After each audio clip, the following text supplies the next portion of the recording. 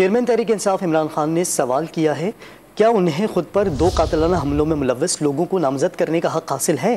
مقدمے کے اندراج کے آئینی و قانونی حق سے کیوں محروم کیا گیا؟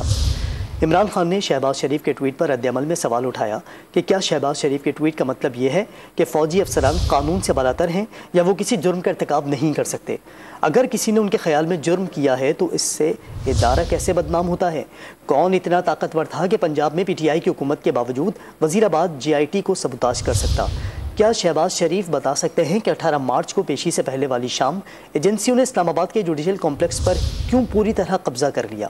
ایجنسی کے لوگوں نے سی ٹی ڈی اور وکلا کا روپ کیوں رکھا تھا؟ ایجنسی کے لوگوں کی وہاں موجودگی کا مقصد کیا تھا اور ان کا جوڈیشل کمپلیکس میں کام ہی کیا تھا؟